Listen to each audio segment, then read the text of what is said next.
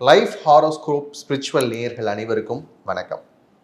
நாம் தமிழ் புத்தாண்டு ராசி பலன்கள் பார்க்க போகிறோம். அந்த வகையில் விஸ்வாவசு வருடத்திலிருந்து பிராபவ வருடத்திற்குள்ளாக உள்ள நுழைஞ்சிருக்கிறோம்.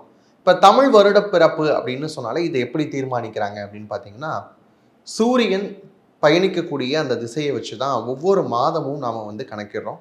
அந்த வகையில் சித்திரை மாதம் அப்படிங்கிறத நாம் தமிழ் வருட பிறப்பாக கொண்டாடி கொண்டே வருகிறோம்.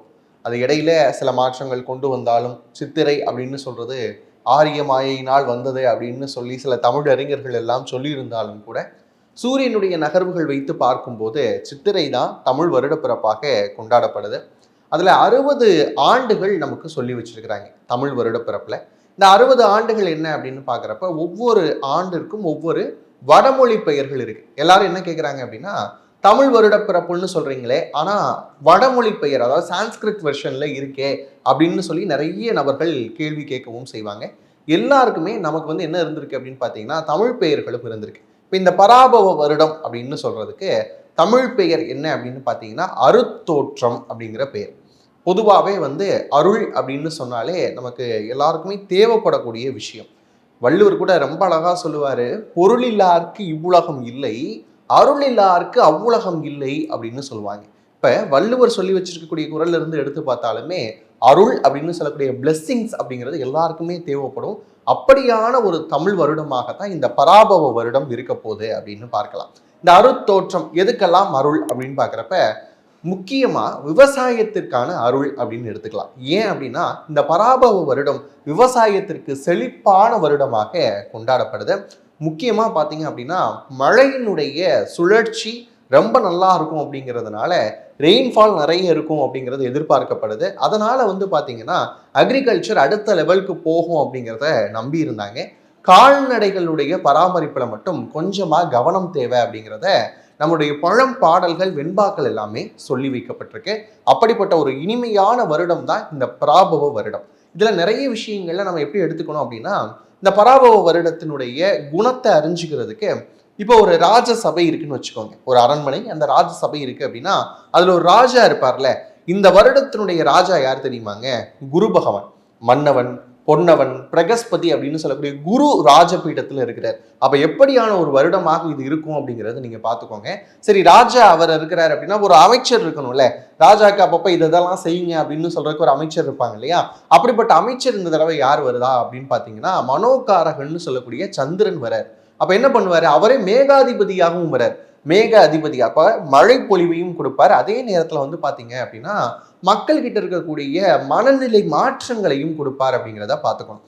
அடுத்து சேனாதிபதி அப்படின்னு எடுத்துக்கிட்டீங்கன்னா சூரியன், நிர்வாகத்திற்காக சூரியனும் வராரு. அதே தானியாதிபதி அப்படின்னு எடுக்கிறப்ப செவ்வாய் வரார். அப்ப விளையக்கூடிய தானியங்கள் எல்லாத்துக்குமே யார் பொறுப்பு? செவ்வாய் பொறுப்பு. அதை நிர்வாகப்படுத்துறதுக்கு சூரியன் பொறுப்பு அப்படிங்கிற மாதிரியான விஷயங்கள் பார்க்குறோம். இப்போ இந்த வருடம் ரொம்பவுமே சிறப்பாக இருக்க போது. முக்கியமாக ஏற்கனவே சொன்ன மாதிரி உணவுத்துறை அப்படிங்கிற விஷயம் ரொம்ப கொடிகட்டி பறக்க போகுது அப்படின்னு சொல்லலாம். குறிப்பா மிளகாய், துவரம் பருப்பு மாதிரியான இருக்கக்கூடிய தானியங்களா இருக்கட்டும். அதுக்கப்புறம் பாத்தீங்க அப்படின்னா நெல், கரும்பு, வாழை இதுக்கெல்லாம் நல்ல விளைச்சல் இருக்கக்கூடிய ஆண்டாக இது அமைய போகுது. அது மட்டும் இல்லாம இதுல இன்னொரு இம்பாக்ட் இருக்கும்ல. அப்படி பாக்குறப்ப அரசியலில் உலகாவிய அளவுல நிறைய மாற்றங்கள் கொண்டு வரக்கூடிய அமைப்பு தான் இந்த அமைப்பு. அதுவும் குரு ராஜாவாக இருக்கிறதுனால மக்களுடைய குறைகளை கேட்கக்கூடிய அரசாக எல்லா இடங்களிலும் அமைவதற்கான வாய்ப்பு இருக்கு. அது மட்டும் இல்லாம நிறைய இடங்களில் போராட்டங்கள், கிளர்ச்சிகள் உண்டாகுவதற்கான வாய்ப்பு இருக்கு. அது மட்டும் இல்லாம என்னுடைய நாடு, என்னுடைய இனம், என்னுடைய மொழி அப்படின்னு சொல்லிட்டு என் நாடு, என் உரிமை மாதிரியான அந்த ஹேஷ்டாக்ஸ் எல்லாமே உலகளாவிய அளவுல உருவாகக்கூடிய அமைப்பும், என்னுடைய நாடு எனக்கானது அப்படின்னு சொல்லக்கூடிய ஒரு இனமான உணர்வும் உருவாகக்கூடிய அமைப்புகள் எல்லாம் இந்த பராபவ ஆண்டு அப்படின்னு சொல்லக்கூடிய விஷயங்கள்ல அமைஞ்சிருக்கு. இதுதான் பொது பலனாக நம்ம பார்க்கிறோம்.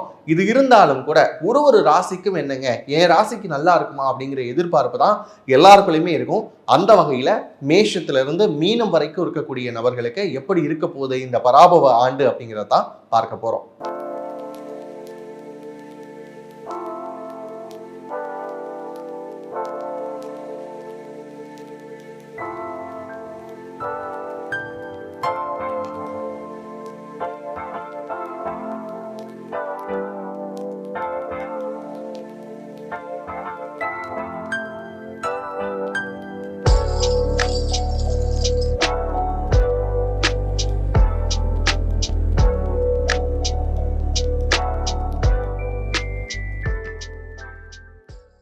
மீன ராசிக்காரங்களுக்கு இந்த தமிழ் புத்தாண்டு எப்படி இருக்க போகுது அப்படின்னு கேட்டா மிகச்சிறந்த பலன்களை கொடுக்க போகுது அப்படின்னு சொல்லலாம்.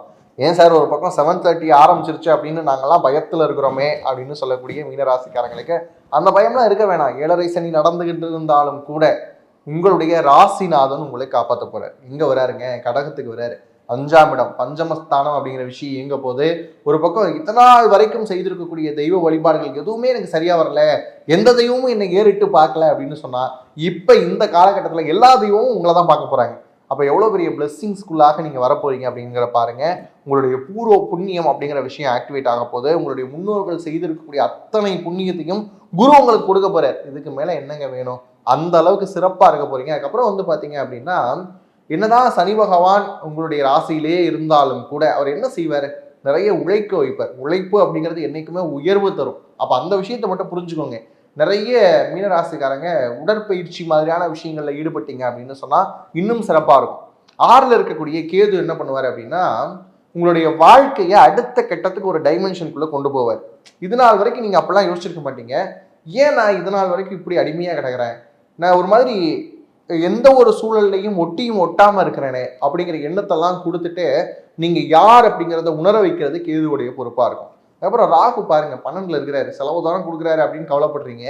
செலவு கொடுக்குறாரு அப்படின்னு யோசிக்கிற நீங்க அந்த செலவை சரி செய்யற அளவுக்கு வரவு வருதே அதை கவனிக்க மாட்டீங்க. அதையும் கவனிச்சு பாருங்க. ராகு அந்த அளவுக்குலாம் செலவு கொடுக்கல உங்களுக்கு. என்ன கேட்டா மீன ராசிக்காரங்க ஏற்கனவே செலவு செய்யக்கூடிய ஆட்கள் தான். அப்படி பார்க்குறப்ப ராகு புதுசா செலவுகள் கொடுக்கல. நீங்களே ஏற்கனவே செலவு பண்றத கொஞ்சம் எக்ஸ்ட்ரா செலவு பண்றீங்க, அதுக்கேற்ற வருமானமும் வருது. அப்படி பார்க்குறப்ப எல்லா ஆஸ்பெக்ட்ஸும் நல்லா தானே இருக்கு.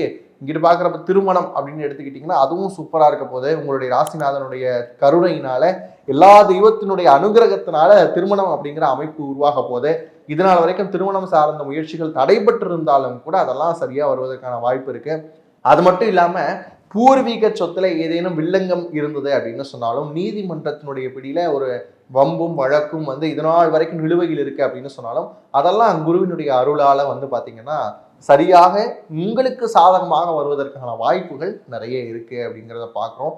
அது மட்டும் இல்லாம உணவு சார்ந்த விஷயங்கள் அப்படிங்கிற துறைகள்ல நீங்க ஈடுபட்டிருந்தீங்க அப்படின்னு சொன்னா கண்டிப்பா அடுத்த கட்ட முன்னேற்றத்தை நீங்கள் எதிர்பார்க்கலாம். அதே மாதிரி ஏஇ சார்ந்திருக்கக்கூடிய விஷயமா இருக்கட்டும், நீட் அப்படிங்கிற தேர்வு நீங்கள் எழுதக்கூடிய ஆட்களாக இருந்தீங்க அப்படின்னா இந்த வருஷம் கண்டிப்பாக உங்களுக்கு அது ஃபேவராக இருக்க போகுது. அது மட்டும் இல்லாமல் நிறைய நேரங்களில் உங்களுடைய பொட்டென்ஷியல் என்ன அப்படிங்கிறத ப்ரூவ் பண்ணக்கூடிய அமைப்புகள் இருக்கும்.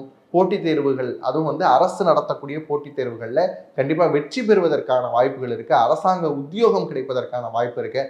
அது மட்டும் இல்லாமல் அரச மரியாதைகள் கிடைப்பதற்கு வாய்ப்பு இருக்குது. நிறைய எழுத்தாளர்கள் அதுக்கப்புறம் வந்து பேச்சாளர்கள் எல்லாமே வந்து பார்த்தீங்கன்னா நிறைய ரிவார்ட்ஸ் வாங்குறதுக்கான வாய்ப்புகள் இருக்குது. இப்படி பார்க்குறப்ப எல்லாமே பாசிட்டிவாக தானே இருக்குது. குழந்தை பிறப்பு அப்படிங்கிற விஷயமும் ரொம்ப பாசிட்டிவாக இருக்குது. உங்களுடைய உடல்நலம் அப்படிங்கிற விஷயமும் அடுத்த கட்டம் முன்னேற்றம் அப்படிங்கிற விஷயம் இருக்கும். இறை வழிபாட்டில் இது நாள் வரைக்கும் எனக்கு நாட்டமே இல்லை, நான் கடவுளே நம்பலை அப்படின்னு சொல்லிட்டு இருந்த மீனராசிக்காரங்க கூட கடவுள் வழிபாட்டுக்குள்ளாக வரப்போறீங்க. அந்த மாதிரியான விஷயங்கள் எல்லாமே ரொம்ப சாதகமா இருக்கு அப்படின்னு பார்க்கலாம். இன்னொரு விஷயம், இந்த அகலக்கால் அப்படின்னு சொல்லக்கூடிய விஷயத்த மட்டும் நான் அதிகமா இன்வெஸ்ட் பண்றேன் அப்படிங்கிற விஷயத்த பண்ணிடாதீங்க.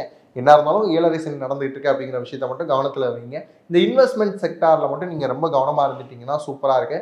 நிறைய தங்கம் வாங்க போறீங்க. இதை சொன்ன உடனே மீனராசிக்காரங்க வருவாங்க, இருக்கிற தங்கம் ஏற்கனவே அடமானத்துல இருக்கு சார், அதெல்லாம் திருப்ப முடியுமா அப்படின்னு கேட்பீங்க. கண்டிப்பா அதை திருப்பிடலாம். தங்கம் வாங்குவதற்கான யோகமும் உண்டு. நீங்க நம்பலனாலும் அதான் நெசம், நீங்க வாங்கத்தான் போறீங்க. அதை நீங்க ஃபர்ஸ்ட் நம்பணும். அடுத்து வந்து பாக்குறப்ப உங்களுடைய குரு என்ன பண்ண போறாரு அப்படின்னா நிறைய நேரங்கள்ல நிறைய பேருக்கு அட்வைஸ் கொடுக்கறதுக்கான வாய்ப்புகளை கொடுக்க போறாரு. நீங்க சும்மா தாங்க இருப்பீங்க, 10 பேர் வருவாங்க, நீங்க சொல்லுங்க இந்த விஷயத்துக்கு என்ன பண்ணலாம் அப்படின்னு உங்ககிட்ட அட்வைஸ் கேட்கக்கூடிய அமைப்பை வந்து உருவாக்கி கொடுத்துருவார். அவங்களுக்கு கொடுக்கக்கூடிய அட்வைஸ் எல்லாம் சூப்பராக இருக்கும்.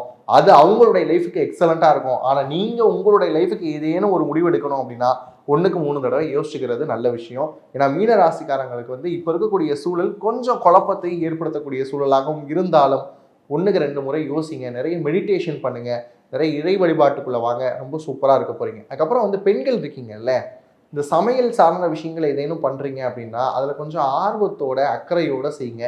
ஏன் அப்படின்னா சில நேரங்களில் ஃபுட் பாய்சன் ஆகிறதுக்கான வாய்ப்பு இருக்குது. ஏங்க சார் பெண்களுக்கு மட்டும் சொல்கிறீங்க, ஏன் ஆண்கள் சமைக்கக்கூடாதா? மீனராசியில் ஆண்கள் சமைச்சாலும் கவனமாக தான் இருக்கும். ஏன்னா வந்து இப்போல்லாம் அப்படி சொல்ல வேண்டியதாக இருக்குது. அடுப்படை அப்படிங்கிற விஷயம் வந்து ஆண்களுக்கு பெண்களுக்கு அப்படிங்கிறது பொதுவாகிடுச்சு.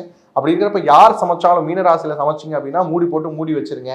இல்லைன்னா தேவையில்லாத உயிரினங்கள் உள்ள விழுவதற்கான வாய்ப்புகள்லாம் இருக்கு. அதுல ரொம்ப கவனமா இருங்க. அது மட்டும் இல்லாம வந்து பாத்தீங்கன்னா மீன ராசிக்காரங்களுக்கு நிறைய பயணப்படக்கூடிய வாய்ப்புகள் இருக்கு. இன்னும் வந்து கல்யாணம் ஆகாம இருக்கிறேன் அப்படின்னு சொன்னா அந்த மாதிரியான நபர்களாக பேச்சுலர்ஸ் வந்து நிறைய பயணப்பட போறீங்க. நிறைய இடங்களுக்கு வந்து சுத்தி பார்க்க போறீங்க. நேச்சர் லவர்ஸா நீங்க இருந்தீங்க அப்படின்னு சொன்னா வாழா என் வாழ்வி வாழவே அப்படின்னு சொல்லி அந்த பாட்டு வரும் இல்லையா, அது மாதிரி உங்களுடைய பேக்கை தூக்கிட்டு நிறைய இடங்களுக்கு காடுகள் மலைகள் அப்படின்னு ட்ரெக்கிங் போயிட்டு வரக்கூடிய அமைப்புகள் நிறைய இருக்கு. அது மட்டும் இல்லாம நிறைய புதிய நபர்களுடைய அறிமுகம் அப்படிங்கிற விஷயம் இருக்கும். அது நல்லா பாருங்க. இன்னைக்கு உதவலன்னு சொன்னாலும் இன்னும் 2-3 வருஷத்துல இந்த ஆண்டில் வரக்கூடிய அறிமுகங்கள் உங்களுடைய வாழ்க்கையை மிகப்பெரிய மாற்றத்தை கொண்டு வரதுக்கு தயாரா இருக்கு.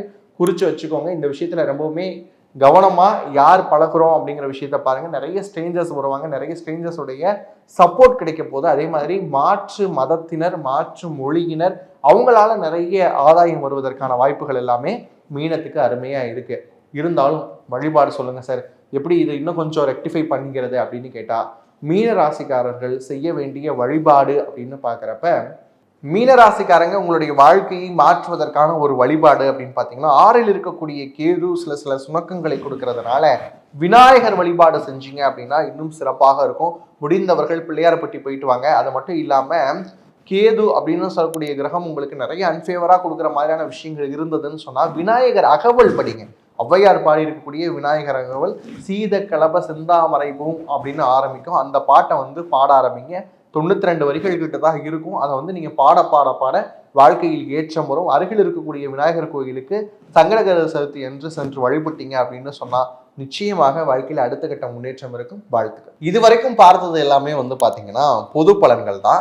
இதுவே உங்களுடைய வாழ்க்கையில நிறைய விஷயங்கள் பொருந்தி போற மாதிரி இருந்தாலும் கூட சில நபர்களுக்கு என்னுடைய பர்சனல் ஹாரோஸ்கோப் எப்படி இருக்கு அப்படின்னு தெரிஞ்சுக்கணுங்கிற ஆர்வம் இருக்கும். திருமணம் அப்படிங்கிற விஷயம் எப்போ நடக்கும், குழந்தை பிறப்பு தடையாகிக்கிட்டே இருக்கு, கிடைக்குமா அப்படிங்கிற ஒரு ஆவல் இருக்கும். அதுக்கடுத்து வந்து பாத்தீங்கன்னா வேர்ல்ட்ல நான் டிராவல் போலான்னு நினைக்கிறேன். ஆனா இப்ப இருக்கக்கூடிய சூழல் அப்படின்னு பாக்குறப்ப நிறைய வார்ஸ் நடந்துகிட்டு இருக்கு. நான் சேஃபா டிராவல் போயிட்டு வர முடியுமா? இந்த மாதிரியான விஷயங்களா இருக்கட்டும். மெடிக்கல் ஆஸ்ட்ராலஜி, நியூமராலஜி அப்படின்னு சொல்லக்கூடிய நம்பர் ஆஃப் சர்வீசஸ் நம்முடைய www.lifehoroscope.in அப்படின்னு சொல்லக்கூடிய வெப் பேஜ்ல அவைலபிளா இருக்கு. நீங்க வந்து பார்த்துக்கலாம். பார்த்துட்டு உங்களுக்கு தேவையான பர்சனலைஸ்டு ஹாரோஸ்கோப் அப்படிங்கிறத ஹேண்ட் ரிட்டனாகவும் நீங்க வந்து வாங்கிக்கலாம். பழமையும் புறக்கணிக்காம புதுமைக்கும் புதுமையாக நாங்க வந்து ஹேண்ட் ரிட்டன் அப்படிங்கிற விஷயத்தை திருப்பி கொண்டு வந்துகிட்டு இருக்கிறோம். இது மாதிரியான சர்வீசஸ் அவைலபிள் இருக்கு. நம்ம வெப்சைட் பேஜை விசிட் பண்ணி பாருங்க. இது மாதிரியான இன்னும் புதுமையான காணொளிகளோடு உங்களை சந்திக்கும் வரை உங்களிடமிருந்து விடைபெறுவது நான் உங்கள் பாலுவானந்த். நன்றி, வணக்கம்.